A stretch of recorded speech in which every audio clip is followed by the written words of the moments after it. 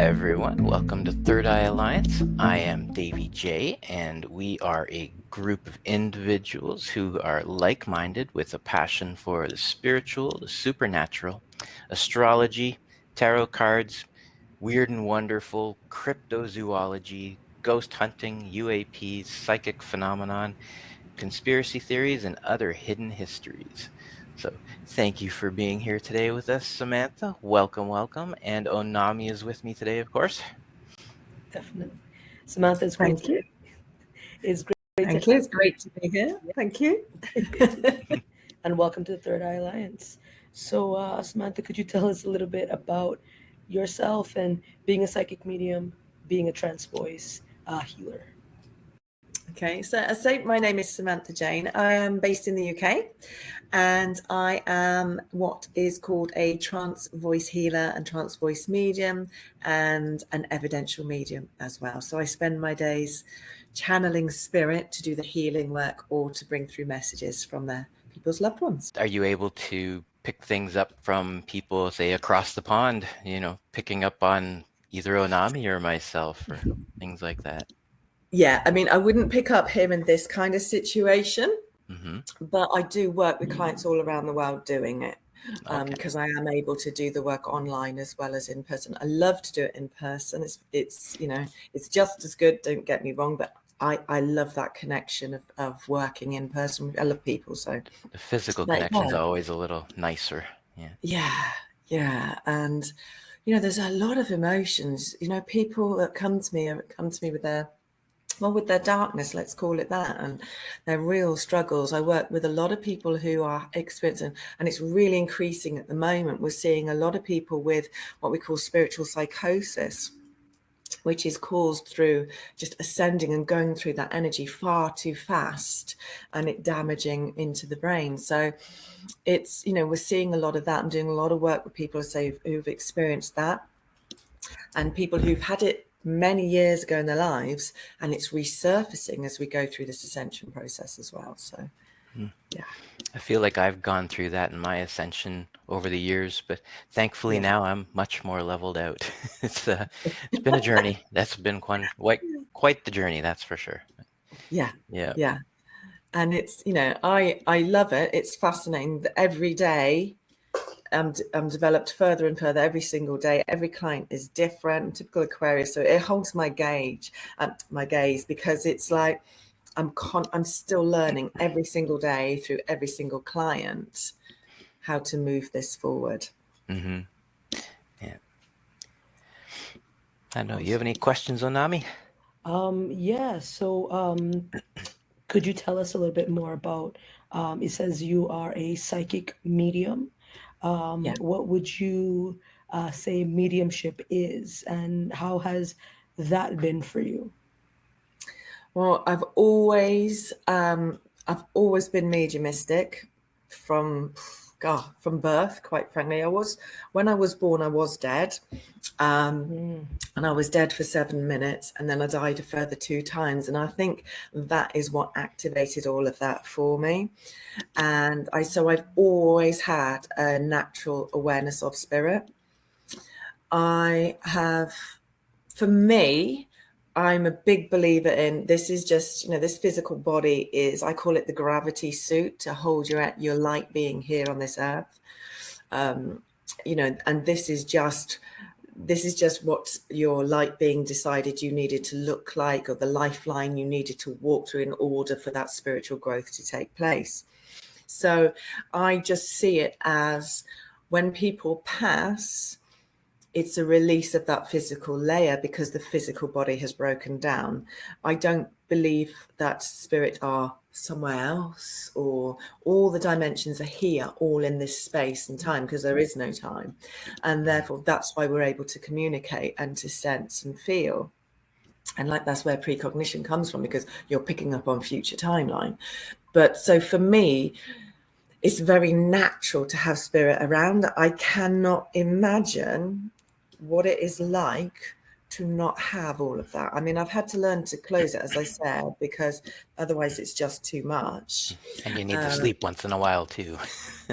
Oh, they love to wake me up when I'm sleeping. They love that. They wake me up with a song. I wake up most mornings with a song. That's my little bit of guidance. I joke I I've get got that. one of my... I Do get you? that all the time. Yeah, I love it. I joke that one of them was clearly a DJ in a past life. Yep, I get music all the time. That's how they communicate with me. It's fabulous, isn't it? Yep, It's just yep. energy, though, isn't it? You know, music's everything is energy. But I do love that. So for me, I work as a medium, and there's a lot of mediumship work because for me, it's part of my role as a healer. I still see it as healing. Every sitting I do with someone is for me is a healing session. And sometimes, it's the living client in front of me, but, sometimes it's spirit that need the healing, which is why I always say to people, if you really feel drawn that you need to go for a session, it can be that it's spirit need to say something or, to express something or go through some kind of healing, and it's them calling you. So I always say to people, pay attention to that. But as I say, for me, mediumship is healing. I don't see them as off somewhere. They tend to do a U-turn and come and be wherever their love was here in this physical lifetime. And where they're needed too. Sometimes they are guides for us. So. Yeah. But thankfully they don't like to come to me when I'm on the toilet. So you're allowed a little privacy. That's nice. When I first began and I used to go out and do the shows, which I still do, I used to have a problem. I used to go, how when you start, you're very ritualistic. I mean, it's still ritualistic, but I used to have this thing, I would have a salt bath and all of this. And I used to open my eyes and they'd be sat on the end of the bath waiting. And I'd be like, this is too much now. I'm not even doing this.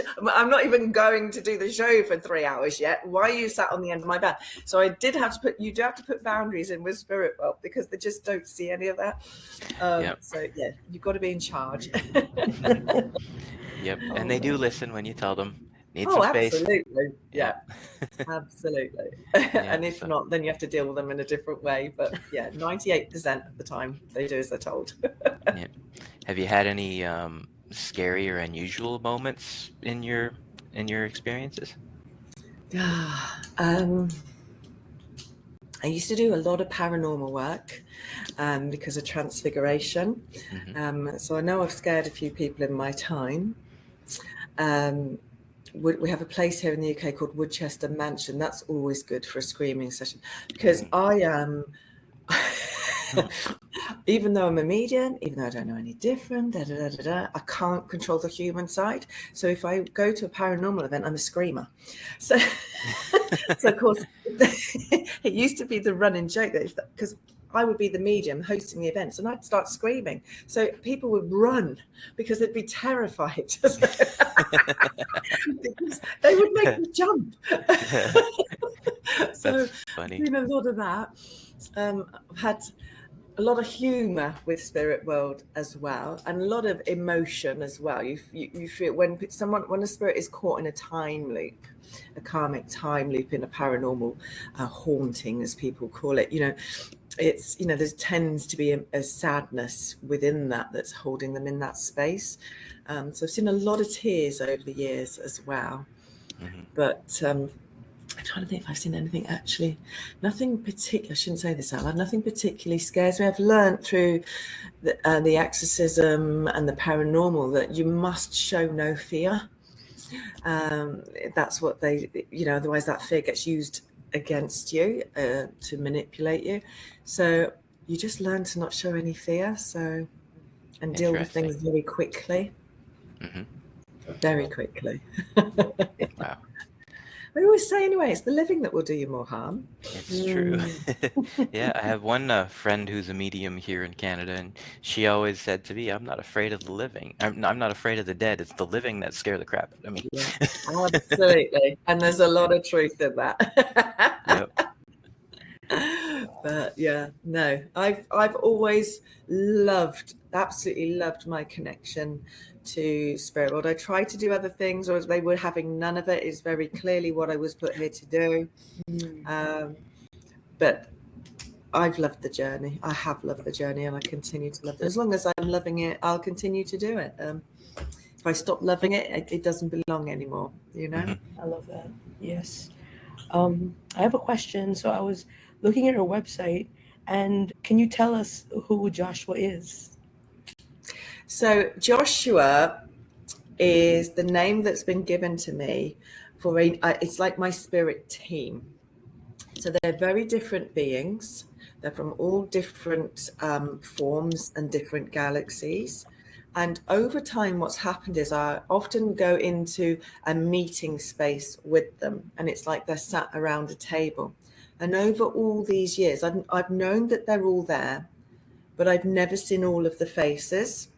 And over time, as I have developed and my work with them has developed, and their need to do different work through me, let's call them the being, the guide who needs to do that work has stepped forward and introduced.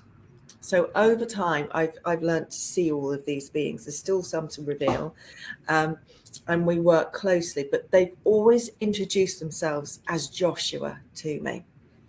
And, you know, and there's some clips on YouTube of me working where you can see that they change you can see I've got different beings jumping in and out when we're doing just voice communication.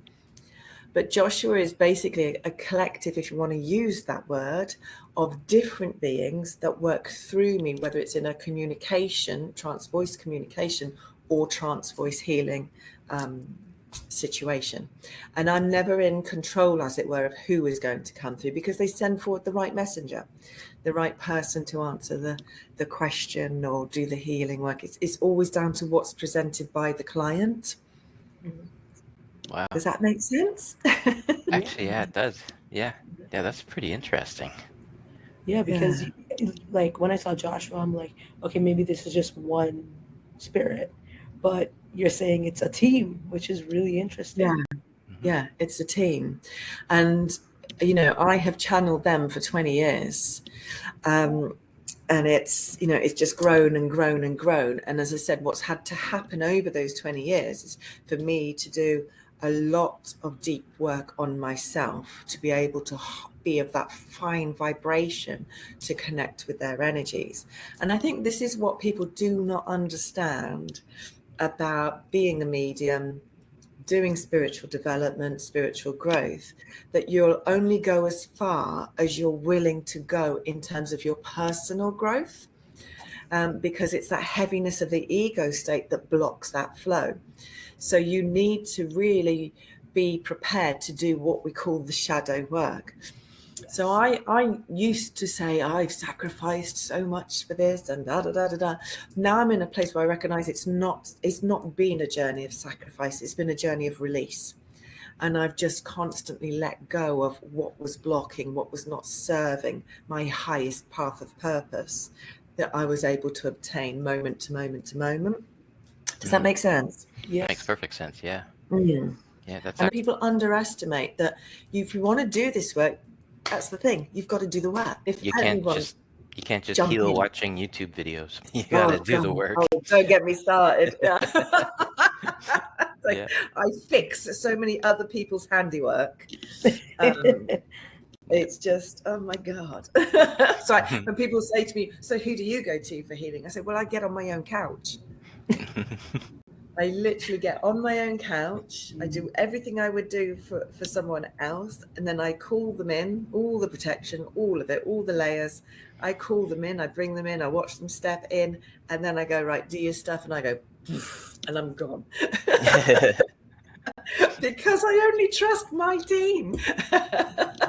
Makes sense to me.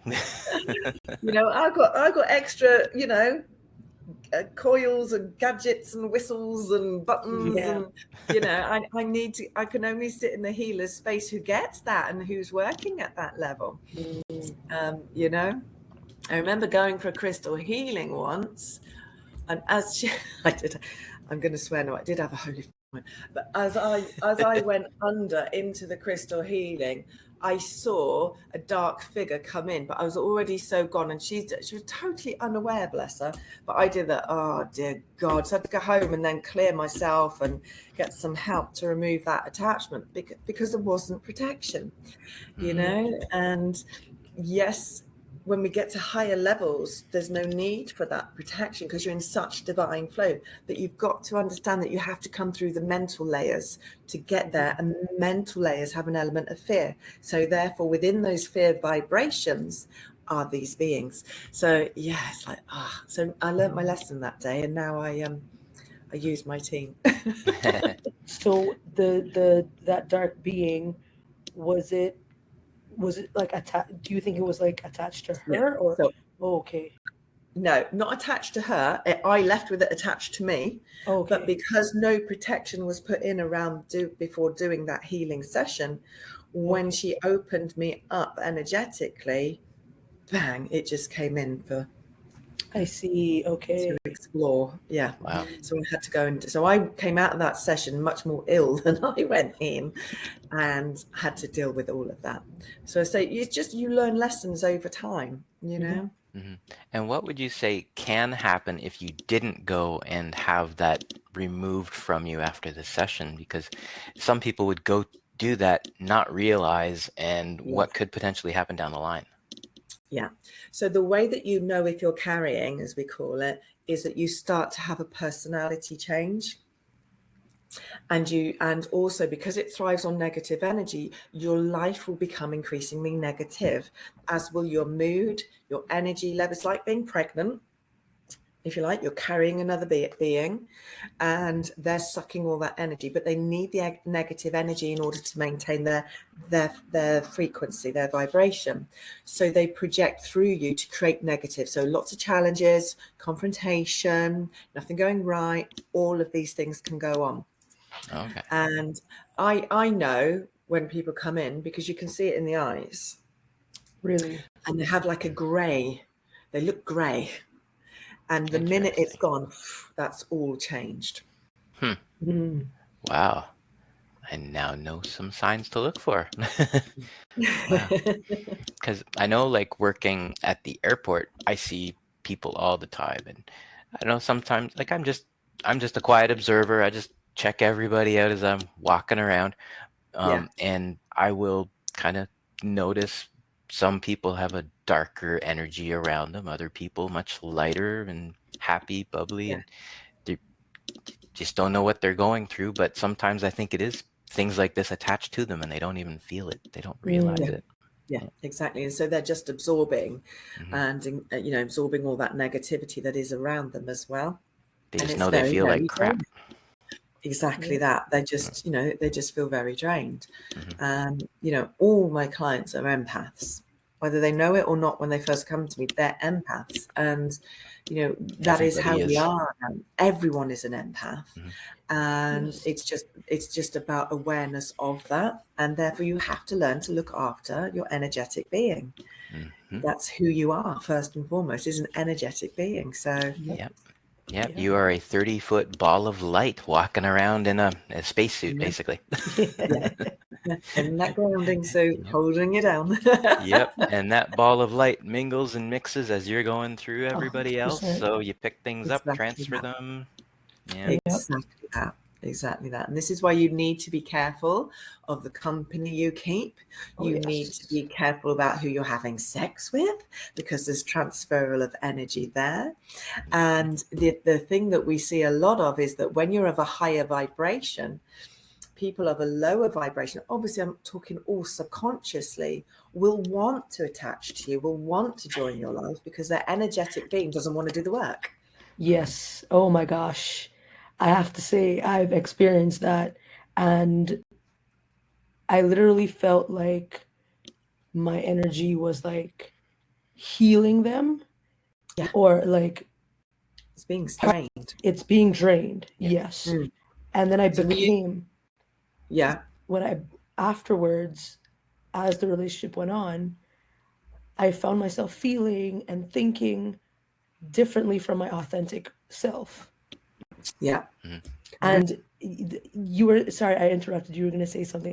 That's so interesting that you said that. No, but I was just going to say, if you think of the term psychic vampire, Exactly.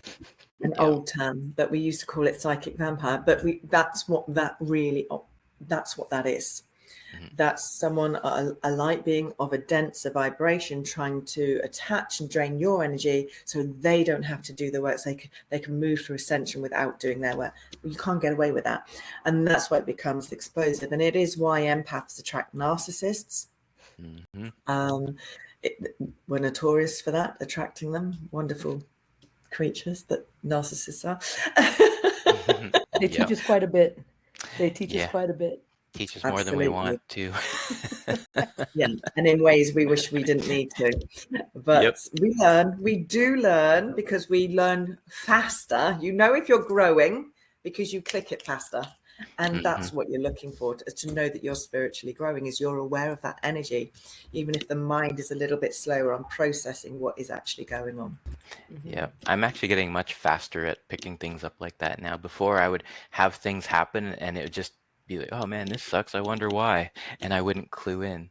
But now I'm picking things up and transmuting energies and things. It's much better for me. Yeah. Yeah, it's good. And it's just about, you have to be authentic. You have to be your purest self. I'm always banging on about high vibe. But you know, if you're doing that, if you're working on being high vibe in the way you think, the way you speak, the way you move, then these lower vibe experiences can't come at you, because you're in a different dimension. You know, you're in a different energy field. And that's why all these years of doing what I do, I've banged on and on and on at my clients. You've got to get high vibe, go la la la, you know, and take responsibility. Yeah, and also be very grateful for everything that happens, whether it's even a negative experience or a positive one. If you're grateful for it, you get the good positive side of that, and it transmutes the negative. Definitely. I always say to people, do you know how to get rid of your problems? I said, be thankful for them. Enjoy it. Like, no, I said, watch, just trust me. You decide you enjoy it, and you're grateful, and you love that you're in this horrendous situation. You watch it dissolve. And know that it's temporary. This situation will be completely different in a week or 2 weeks. It doesn't matter. It's just going to be different. Yeah. And like we say, will this matter in 5 years? No. Oh, stop giving a fuck now then. Yep. Don't care. Yeah, you don't gain anything running backwards through life either. So no, but there's a lot of people still trying to. Yeah, you tend to trip and fall when you run backwards. Yeah. But we've all done it. Yep. We really have. Oh, definitely. I have a question. When, like, how do you feel energy physically? Or say if there's like a block that you're noticing in someone, because you did mention you just know, but I was wondering, does it come up physically in any way? Yeah. So the way that I if someone is sat in front of me and I just know, is because I'm obviously on that sort of what I call like almost like the subconscious layer, I'm reading the energy. But when I work with people, I blend energy. When I work as a medium, they sit in my body, because I'm physical medium. So they sit in my body to communicate. So I joke, but it's not really a joke. I have felt every death, I think, going, which is why I've made a pact. I'm going in my sleep, because it's like, well, I'm not coming. Basically. So I feel everything. I literally physically feel everything. And when you're working as a healer, although we all look completely different, I mean, us three in this space, we look completely different. However, our basic organs and all the rest of it are identical. So therefore, my team will show me in my own body by me pinging, just like when I do mediumship, where I need to go, where I need to be. They will show me in my own, and then I get images, photographs. I see everyone as like a blue grid computer. It's like I bring them up out the body, and they then become like this blue crystalline grid, and I can see where the chinks are and where we need to go and what we need to do. And then I expand from that and I go out from there into their parallels, their parallel lives, and into the other dimensions in order to shift and clear. Because half the time what's affecting people is there's an old version of self playing out a different story in a different timeline, and your energy is scattered, and we need to get that energy back. So that's what a lot of the work is. So I feel all of it, and I have a sense of knowing is the best way I can describe that, Anna-May. Yeah. That's I really say cool. that too, like as my work as an astrologer, I get asked, how did you know that? And I'm like, I just know. Like it's hard to explain it. Yeah. Mhm. But I totally get that. Yeah. And I say to you, you just got to trust it. It's call it gut instinct, whatever you want to call it. Yes. But we all in this life know when we've gone against it. And I always reference dating, the wonderful world of dating. We all have been there where we've gone on a date with someone and known we should not have gone on that date. Yeah. But we went against it. The ego kicked in, went, no, you'll be all right. It's like, no, no. Yeah. Always That trust that same first thing. instinct. Yeah. Exactly that, because the ego state, in order to feel in control, will always come in and like flick it out and dismiss it. And it's like, no, you got to learn to lean into that. Yep. The ironic part is the ego is the one to protect you from danger. They're supposed to. That's its job. It's always looking for danger. Yeah, in order to feel powerful. Right. And I find that like with dating too, a lot of people get caught up in trying to get the person to like them. And I'm sitting here, I'm like, okay, but do you actually like them? Do you like their energy? Is that something that, will mesh with you? But a lot of the emphasis is on, I want this person to like me. Yeah. And, I just think and that's again, so that's interesting. trauma. That's a trauma response, isn't it? That is a trauma response of needing to control. Yep. And wanting to just simply be liked or adored. Meanwhile, the soul is like, I don't care if you like me or not, whatever. If you like me, great. If you don't, great. I don't care. Yeah. And I think what's rising a lot in people at the moment is I'm seeing in a lot of my client work is abandonment issues. So again, that would play out in those kind of scenarios where people are desperate to be liked, wanted, needed, whatever, and it's all to do with childhood abandonment issues. Yep. Yep, that is exactly right. Yeah. I wanted to ask about your practice. So, do you meditate? Do you engage in a little bit of ritual just for yourself, just to get prepared? How do you get prepared to go into this work? I believe in leading by example. So I don't start work till about 11 o'clock in the day because, for one, I have sleep issues because spirit like to keep me busy at night. And Same. it drives me mad. It drives me mad. It really does. And but I love them, but it's one of those. I have to say, my physical body needs a rest, leave me alone. But you forget to say that. But so I have I suppose I'll call it a ritual. I began life as a meditation tutor. I still am adamant it is the key to everything. And if you cannot meditate, at some point that is going to trip you up.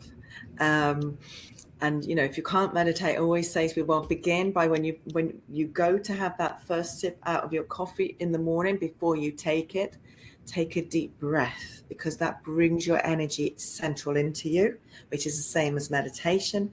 Just sit there and take that deep breath in and breathe in before you sip the coffee. That's how you can start to learn to meditate. But so I meditate every morning. I do it before I even get out of bed and meditate. And I also journal because I like to be in communication with my own higher self for myself. And that's how I do my thing. That's where I receive my guidance. Don't get me wrong, they drop in bits and pieces all day long while I'm working, but that time is purely for me. And that's when I ask my questions. That's where I get my help from my team, is in the morning. When I then go into my healing center, before every client, it sounds like I take hours. I don't. I can very quickly do it, but I do meditate. I put aura protection in and I meditate, and I set the intention. Everything sits in intention. And so I go through that ritual before every single client, whether it's healing, a mediumship sitting, whatever it is, that's what I'm doing. So you agree that having time to yourself is paramount. It's important to center yourself before you get into that work. Yeah. And a routine. Yeah, I really do. Because it's all, my work is all about entering what they call it altered states, isn't it? Mhm. So I have to be working on raising my vibration all the time. Yeah, So you I have can't to let up use- for a second or something will attach to you again. Well, it's just everything is an opportunity for my own growth. I can only ever go as far as I take myself. I can only lead people down the path I have walked. We always say in business, your client is an old version of you. Wow. And so you can only ever lead authentically if you're leading by example. So therefore I have to do that work, or that makes me an absolute hypocrite and inauthentic, which I'm not at all. I'm very much what you see is what you get, and I call it as it is. And I do that with myself. I have to call myself out on stuff as well. Oh yes. Yep. Yes. That's part of the shadow work, right? Is Exactly that. Yeah. keeping yourself accountable and being real with yourself. Yeah. Yeah. And learning to journal. Okay, if something's gone on, ask yourself, okay, so what is this really about? And this computer's wonderful because it can't not tell you. But what happens is people sit in the ego state and they're too frightened to ask the questions. Yeah.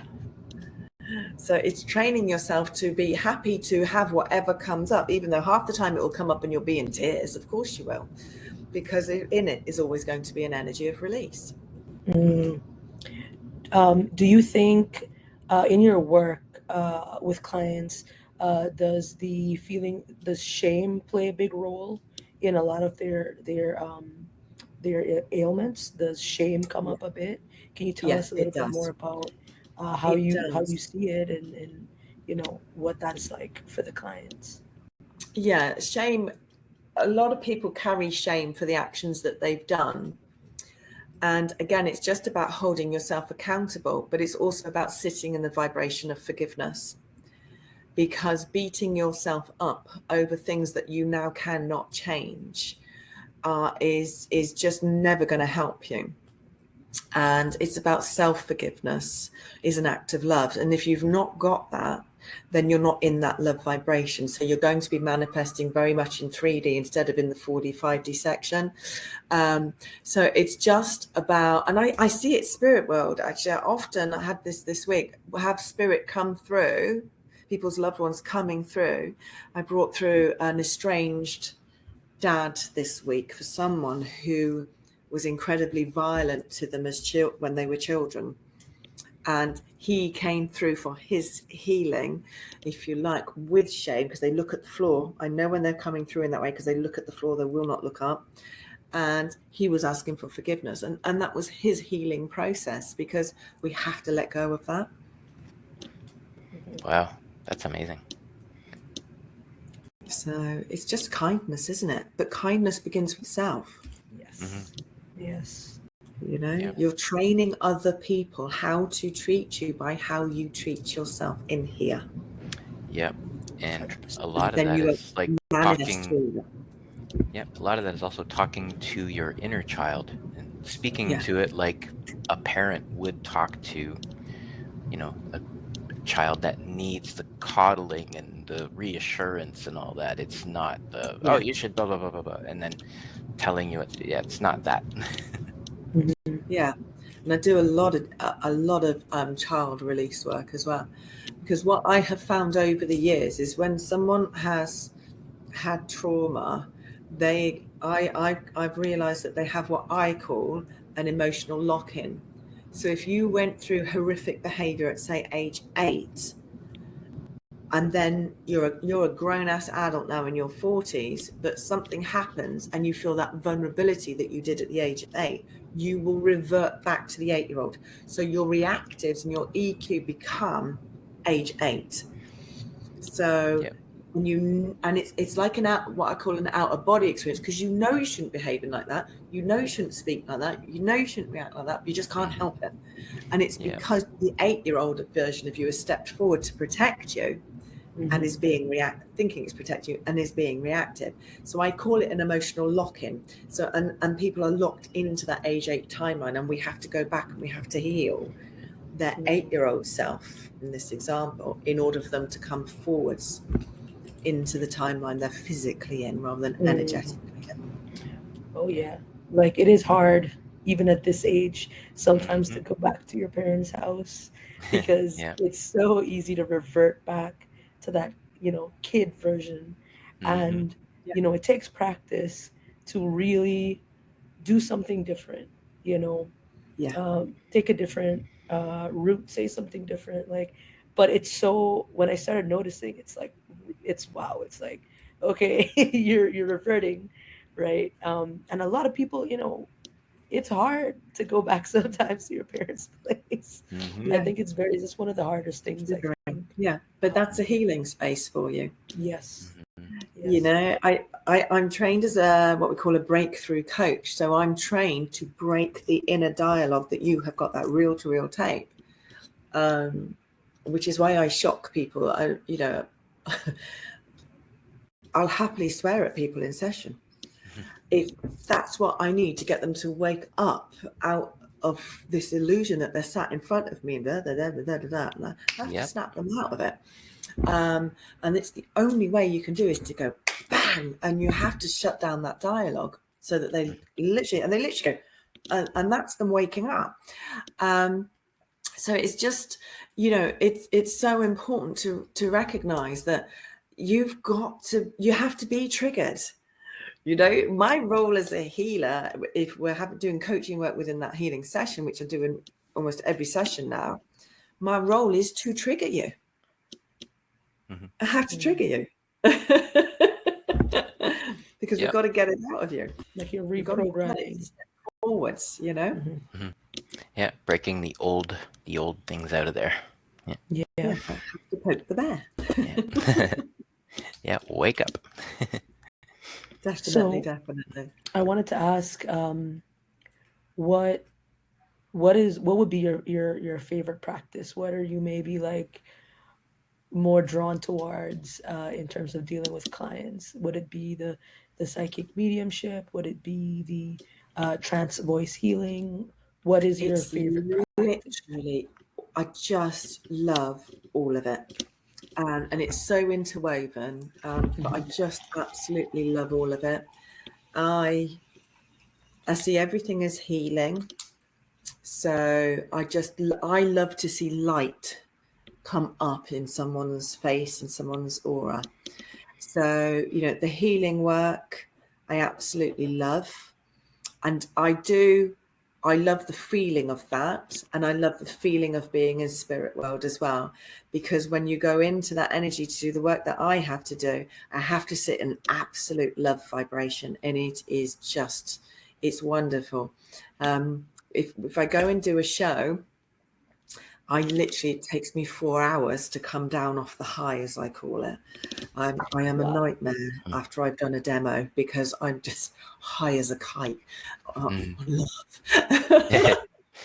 Yeah, you must float out of the room. You don't even God touch knows the how floor. I drive home. I don't know how I drive home, but I do somehow. But it's just, so I just genuinely love all of it. And for me, it all serves the purpose of healing. It's down to what the person in front of me is ready to be open to receive and accept in order to get that healing work, that shift. But there's a lot of tears. I could sit here and say I spend all day making people cry. My tattoo artist says the same thing. Oh. I love that. But it's, you know, it goes with the territory, but that's release, that's emotional release coming up. That's an absolute indicator, to be honest with you. Whether it comes from a place of relief or literally healing and acknowledgement and all of those things. So it's all powerful. I genuinely do love all of it. What I do love about my mediumship is my evidential, when I'm working with people to bring through their family members or whatever. I love meeting spirit world. I bring through all the characters. It's why I joke. It's why I don't work the churches. I would get thrown off. I bring them through. Yeah, effing and jeffing and all the rest of it. They all come through me. You know, and so I bring through all the characters, and I just absolutely love it. I really do love it. I love meeting other people's people. It's an honor. And I guess it is always the ones that have the most to say, or strong things to say, you know, that come through, right? Yeah. Like, yeah. Oh God, yeah. The most They don't stop talking. And they tell me off as well. Have you had any clients come in that you managed to do a full 180-degree difference on them, that you're just blown away at the results of? Yeah, I had a young lad come recently who was really shocked. He sent me a message and he said, I don't know why I've booked this, because I actually don't believe in this, but I'm coming anyway. And he was sat crying. And it was very much, the messages were, it was obviously, I don't know what was going on, because I never want to know, because I would worry. I don't need to know everyone's business. But he was obviously in a bad way in his life. And everyone that was coming through from Spirit World was encouraging him and telling him, you've got to go and speak to your mum, you've got to do this, do you know what I mean? It was really like they were trying to, it was almost like an urgency to help him in his physical life.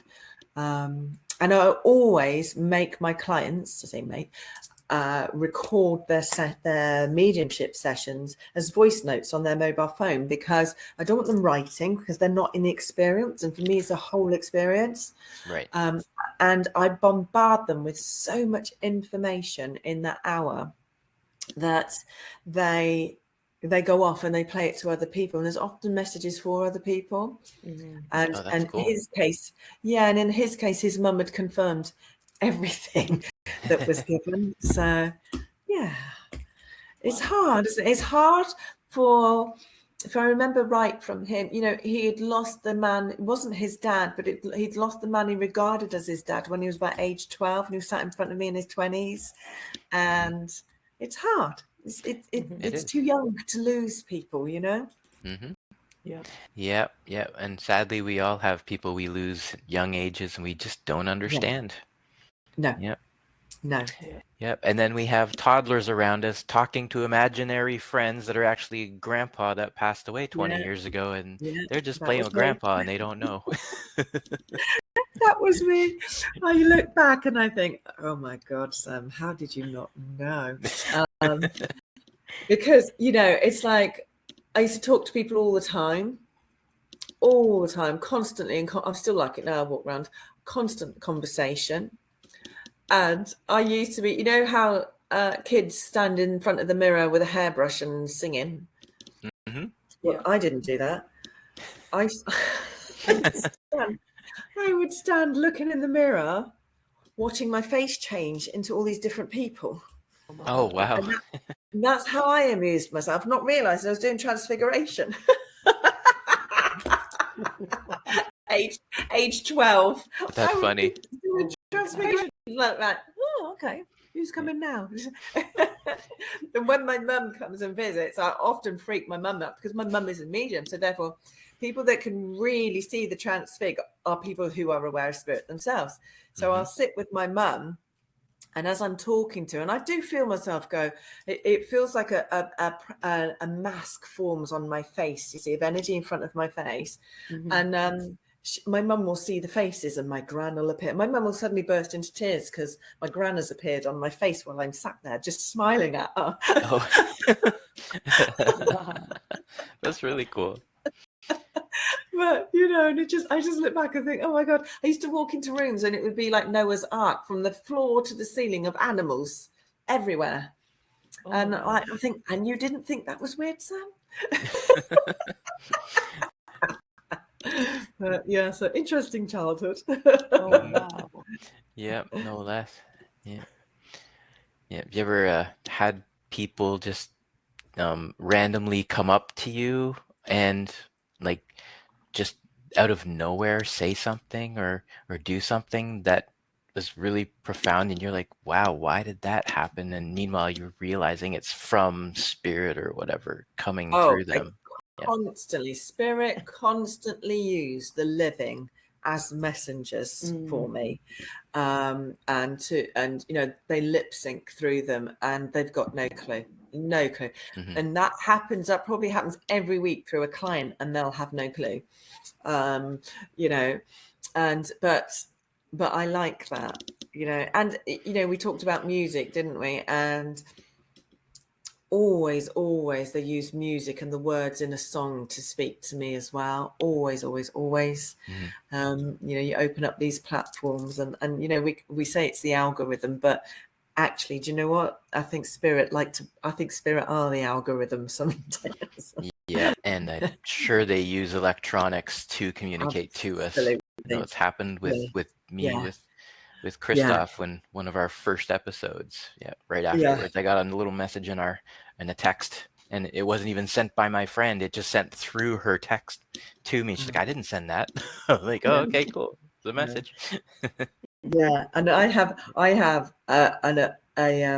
a memory of doing paranormal. I'll never forget. The best thing ever I've experienced, which really showed me about parallels, was in a local pub doing paranormal, and they had these boxes that produce voice. I can't think what it was. I would not allow myself to buy one because I would have been an addict. I would have been sat at home on this box all the time. It was like 2 points, and if spirits step into that energy field, they can communicate. Anyway, Okay.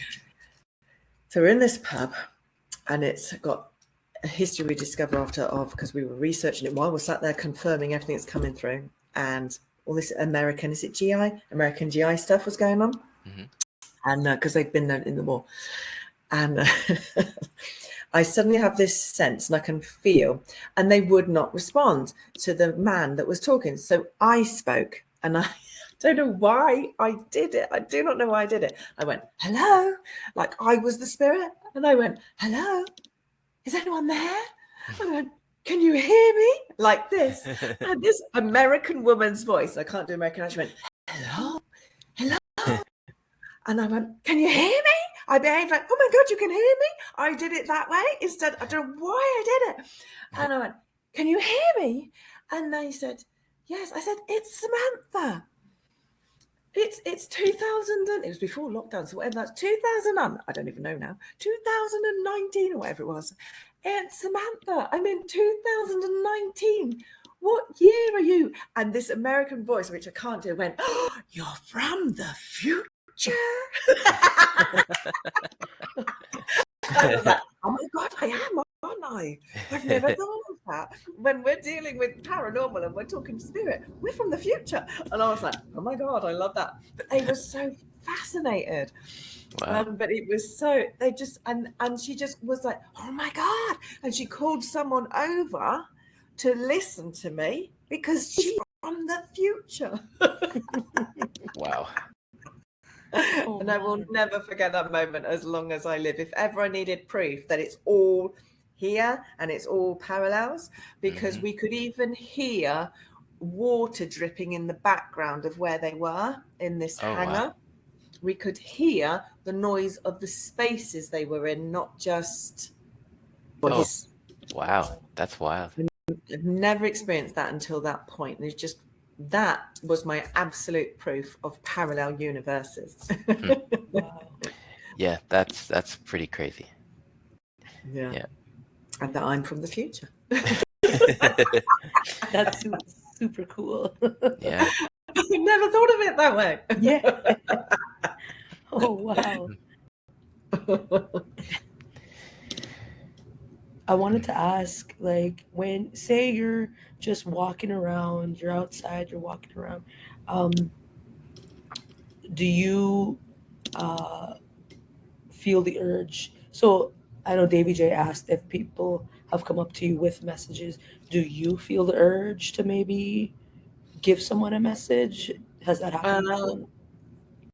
Sometimes I do, but I don't do that because I see that as intrusive. I feel that's very ego-based when you see these mediums running around and doing that. I think that's very sat in the ego. And I think it's disrespectful because you never know the effect that could have on that person. You could destroy somebody emotionally by whatever that is because you don't know who you're bringing through. True. Saying that, I was sat with someone last night, with a girlfriend last night who'd had been to her dad's inquest and they didn't know how he had died. And I said, yeah, but he died from this and he died from that. And I realised I was still open from I hadn't shut down. And he was coming through to say, tell her this and tell her this. So I went, oh, sorry, just realised I'm still open. I need to close down. But I gave her the answers. So, you know, like we talked about that just knowing, it's more that I will just know stuff in their energy as well and do have people prod and touch me. But I'm like, no, I'm not here for that. I'm not here for that. I'm not booking. Yeah.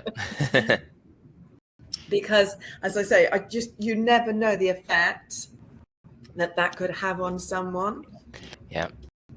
And they haven't opted in for that. So who are you to do that to them, you know? Yeah, that makes sense. Yeah, you definitely don't want to disrupt somebody's life too much like that. You want to help them. So. Yeah, exactly that. Exactly that. But then, you know, like then another girlfriend says she's having fun and games in her house. So I'll go around tomorrow and I'll be dealing with something that needs to get out of her house. You know, I will just offer, you know, if stuff like that is going on, because it does go on. You can have a portal open up and things like that. And we can't have that. Yeah. But I do love it. I wanted to ask too, your techniques, rituals that you do, were you like self-taught, or did you have a teacher, or how did you perfect all that, refine it? My spirit team have taught me everything. Literally have taught me everything. And I've only worked with 2 trainers, and one was in Reiki back in the very early days, because that's where most people do start. And then I've also received some training in angelics at one point as well, a long time ago. And God, that was probably heading for 15, 20 years ago as well. But within all of that, Spirit have taught me everything, literally everything. They have trained me their way. And they've trained because they wanted me to trance from day one. I realize now it's always been about the trance work from 20 odd years ago. It was always about that for them. The world is now ready for that. It wasn't 20 years ago, not in my bubble anyway. So they've just trained me in everything, literally everything, even to the point that I could not learn tarot back in the day for love nor money, to the point that I threw the things. Oh, wow. I literally threw them across the room one night. Because I just can't remember. I mean, I take my hat off to anyone who's what I call a textbook tarot reader, which is they just have memorized. How you memorize all those meanings, I do not know. Yeah. I work intuitively, and my great grandmother is the Romany, and she was a tarot reader with the fairs going round, and she literally came in and sat me down and told me to listen. And she taught me to read the tarot from Spirit. Wow. She taught me to read tarot intuitively. And I hadn't even thought to do that. I was just thinking, you've got to learn these meanings out of this flipping book. So I help other people learn to read tarot intuitively. Okay. Because you shouldn't need to read a book. You shouldn't need to read reverses, because you should just know by the energy that comes off the card what this is about. Does that make sense? Yeah, definitely makes sense. Yeah. Yeah. I've tried to do it the textbook way, but with, like, for example, I'm an astrologer. Astrology just came to me easily, and and this is why I haven't incorporated tarot into my practice, because No. it's something's there that's maybe I'm not going about it the right way, whatever the case may be, or maybe I'm not meant to learn it right now. That's what I think that I'm not able to learn it right now.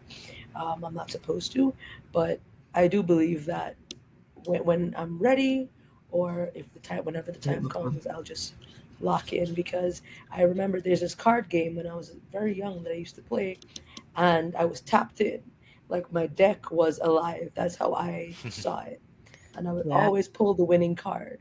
And I think we need to go to casino. Yeah. I think it was my relationship with that deck that I had that did that for me, and so maybe that's what that deck. Yes. Yeah. And it's interesting you're an astrologer, because I work a lot with astronumerology as a healer. So when the planets align in certain ways and we use the astronumerology, it opens up portals, and I use those energies. I will host events deliberately because I'm able to bring that energy down into the space and bring it in through the relevant chakras into the clients to do the healing work. Yes, you did mention the Lion's Portal, which Lionsgate, which I believe is when Leo season is. Yeah. Leo season just began. Yeah. Yeah, that's really interesting. And as an astrologer, that's I do use the planetary alignments, and we know those who practice rituals or spell casting, these things, new moon, the full moon, all these things are very important when you're casting, right? So definitely. That's how I like doing that, looking at the planetary alignments. Yeah, my two favorite ones are the Lionsgate, but I also absolutely adore 1111. That's my new year, 1111. I will know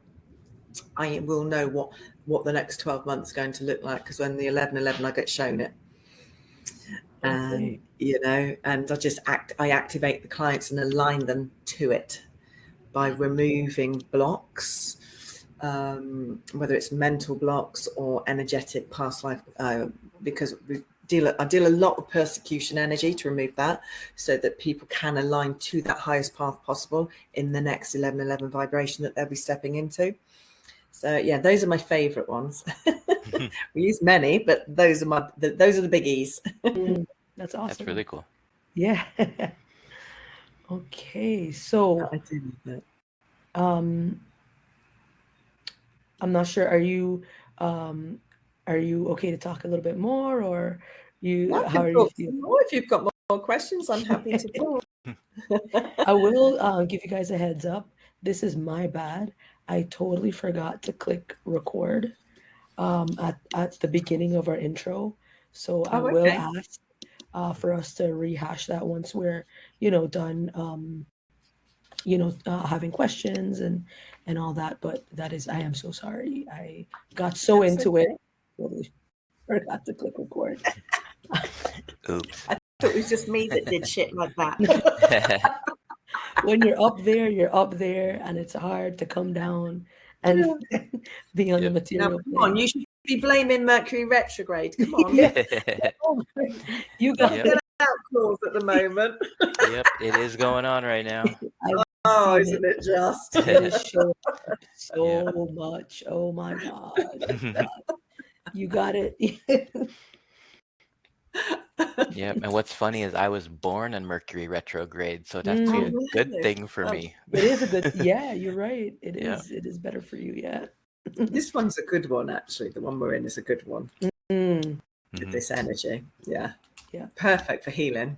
Perfect vibration for healing right now. Because it's in Leo. I believe it's in Leo right now. Yeah. I love that. It's good. I want to ask, do you are you familiar with astrology, or because I know you'll use a lot of different I'm not I do not retain information in that sense. So I just work with the energies. I look at what's going on the daily, and I work with that, and then I plan the events and things around the portals that are going on. Yeah. Okay. Awesome. But I tell people, like, we're in Mercury retrograde, so I'll tell the healers I work with, I'll tell them how to use that energy to go backwards, to come forwards within their businesses. Yeah. So we use it to clear the blocks.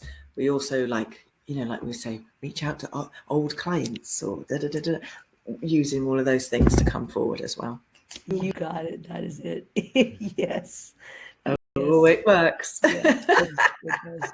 And hindsight is always 2020.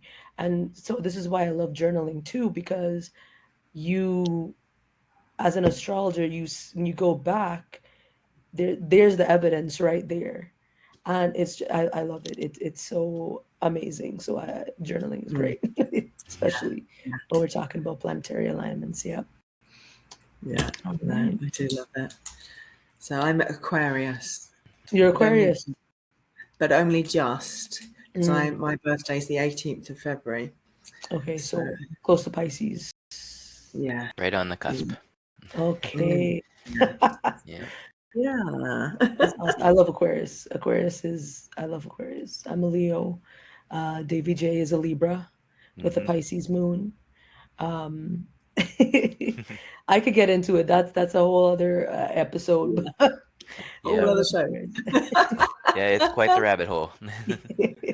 Yeah. It's one of those, isn't it? You can sort of lose yourself in it. But it does fascinate me. People do. They do represent that. They do show those key ways of behaving and things, don't they? That's how I am able to kind of pick up energy. Like astrology is like my medium, I guess. The way I'm able to discern certain energy, and it's if I don't hit it directly on the nail, I do catch something else that's in their birth chart, and I guess sometimes I get asked the question, well, did you know you're going to become an astrologer? Obviously not. Yeah. Who's sitting there in grade 6 going, I'm going to be an astrologer one day? Oh, I No, know, they right? want to be an You didn't even know astronaut these or a jobs rock star.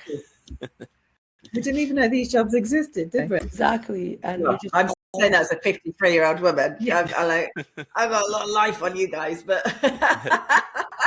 Oh, I'm only a handful of years behind you. I'm not that far. Who are you? Yeah. I just hide it because I don't have any hair showing. It's all white. We were just back then. We were just put you either were going to be an administrator or a nurse. And I don't do blood, so. Yep. And I can remember we had to go and sit at careers appointment and punch into a computer these things about ourselves, and it would pull up what job you should go for. Mine came up as a tire fitter, and I got told off. Made to sit in break and do it all again. I did it all again, and it came up again that I should be a tire fitter. Yeah. I think I got in so much trouble for mucking about, but I wasn't. Oh, that's funny. I'm yet to pick that career up yet. I was gonna say, do you think maybe it was spirit messing with you to get a little laugh? Yeah. Yep. And next week you're gonna go work for an F1 team doing the tires on the next race. Yeah. Oh, God. Yeah. I've done all sorts, but not that. And so you were drawn towards this career path, this mission, I guess, as time went on, right? Was there any, being like a young adult, younger adult, was there any like, okay, maybe I could do this instead, or I can go in this direction instead in terms of, or was it always like, I have to go down? I've always done other things. And I was in the pub trade. And again, I had a pub in Bristol. And when you realise not everyone is seeing what you see, I had a pub in Bristol. We had a ghost, for want of a better word, in that pub that would goose the barmaids. Goodness. He would drive me mad. It turned out to be an ex-landlord who'd killed himself in there.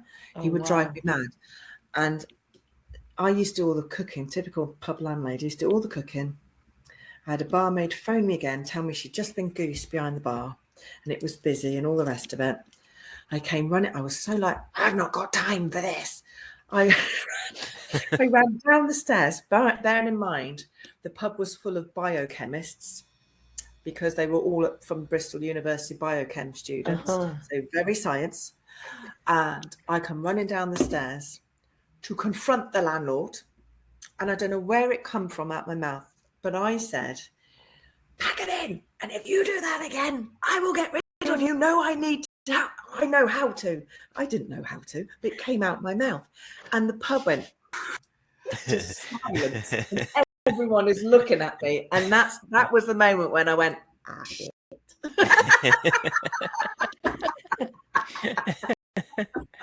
I just went back to the kitchen and everyone went and carried on talking. Oh my God, I just did that. And he never goosed her again. When it started to click. So did the ghost ever goose her again? No. Got the message loud and clear. Yeah. Yep, he left. Can you imagine it in the middle of a pub? But yeah, busy pub on a Friday night. But I was like, no, I'm not having this anymore. You know, you've just had enough. And that was it. Rose. I wonder if those students ever came back. Maybe I should stick my head back in the pub and see if they're still there. But yeah, that was, gosh, 27 years ago. Mm-hmm. And that was it. That was when you realized, like, it's time to take another direction. Yeah, I look back and I think, oh my God, Sam, there were so many signs. But I do believe that all the other careers I did was my earth school, because I really learned about people and people's lives. And if you've run a pub, talking to people, you're a therapist, a bit like a hairdresser. You become everyone's therapist over the bar, you know, hearing the same story every night from the same person for 2 years and still making it look like you were interested and you've not heard it before. So I think it learnt me a lot of life skills, all the other jobs that I did. But this is the only one that has held that I just love and I'm passionate about. I've tried to fight it and resist it, don't get me wrong, but that human needing to fit in. But everything was, life has its challenges, don't get me wrong, we're never immune, but it's far less challenging since I fulfilled my calling, since I finally signed on the dotted line. As I say, so definitely life has got easier for doing it, because I'm not dealing with my own resistance to where I should be, what I should be doing. Hear that a lot. Oh yeah. Once people learn how to get out of their own way, so to speak, it just starts to flow and thrive for you. Yeah, exactly that. And I haven't looked back. It's been a fantastic journey. I love the journey. It's interesting what I say. I learned to laugh a lot about life. Oh, yes. I think I use humor as a tool. I literally use it as a tool, because you got to see the funny side. Oh, you have to. If you're not laughing at yourself, who can you laugh at? Yeah, this is it. Laughing, you're crying, and then the crying becomes laughter very quickly, and that's how it is in client sessions. To be honest with you, they go through a whole roller coaster emotion. In all that we are doing. I love it. I love that. Yeah. That's amazing. Because I feel like you facilitate, and definitely correct me if I'm wrong, you facilitate that release, and which, you know, it has to go up and down. It has, depending on the buildup, of course, right? And, you know, some people, I guess, aren't used to it, or, you know, this is their first time opening themselves up to this, like, so much of it, right, that they've been burying or, you know, sweeping under the rug, right? But, you know, it is, the work I do is life changing. I have I don't know if you've been on my website, there's thousands of testimonials. Yes. I get messages every day from people. I had one this week from a lady who has booked herself onto a 2-day, what would you call it, into a 2-day conference. Now that might sound like nothing to a lot of people, but for this woman, that's absolutely huge. And she was saying how her life has changed so much because last year she wouldn't have even opened the email, let alone accepted the invitation to go and stay in a hotel for 2 days on her own, speak at a conference, and you know, it's things like that. I've helped people get their children back from social services by removing the family karmic energy that was playing out. I deal with such dark stuff from, you know, rape, incest, murder, all sorts of abuse, whether it's in this lifetime, it's the ancestral, or it's persecution energy through past life. And it just, you kind of have to experience it to really believe it. Yeah. But and I can shift it like that, but you've then got to do the work, because I was explaining this to someone yesterday, it's all right me shifting off and removing what was hooking in and holding in the narcissistic marriage that he had been in for 20 plus years, but he has to unlearn the behavior and the way of thinking. And you know, I shift it energetically, and they already instantly feel a release. They feel weird, they feel different. I remember I worked with a teenage girl, and I saw her in the evening because the family traveled 5 hours to come and work with me. So I went out for dinner with them in the evening, and I asked the girl, "How are you feeling?" She said, "I feel really weird." I said, "What do you mean?" And she said, she had high anxiety. "I've got nothing to think about. I don't know what to do. I've got nothing to think about. I don't know it's weird." Wow. You know, it can go like that, but it's like you have to reprogram. So I believe in affirmation. We say, like, I wipe the reel-to-reel tape in the subconscious. We have to then program through the conscious what you want put on that reel-to-reel tape quickly before anyone else does it for you. And that's where good old affirmations come in. Now, affirmations can work on their own to a degree, but I've come to see over the years of doing this, if you don't wipe the reel-to-reel tape first, then the affirmations are only going to land about 70%. Does that make sense? We have to remove the energetic block on that language going in first. So that's what I do. So so they have to do the work, you know, and change the behaviors to get out of the victim energy and into the victor. And that's what my work is. Or another term I use for it is, I've got to get you out of your head and into your heart. Exactly. Yeah. And that's my calling. That's what I do. In everything I do is to shift you from your head space into the heart space so that you can go through ascension. Love it. That's awesome. Yeah, that's amazing. Yeah. And I think that's a great place to wrap this up. That was absolutely amazing. So again, Samantha, it was absolutely amazing having you on. I learned a lot. Your work sounds fantastic. I've seen your website, your testimonials, and it's really an honor to have someone like you who's doing exactly what you're called to do, and you're having so much fun doing it. And thank you so much for being a guest on the Third Eye Alliance. Yeah, thank you. Thank you. It's been a pleasure, and thank you for the invitation. Yeah, it's been amazing having you. I'll have to bring Joshua next time. I want to go on a tour over there with you, seeing some of these fun places you go. That would be great. Love that. Thank you. All right. Thank you guys so much. This has been great. And Samantha, we'll let you go. Enjoy the rest of your evening.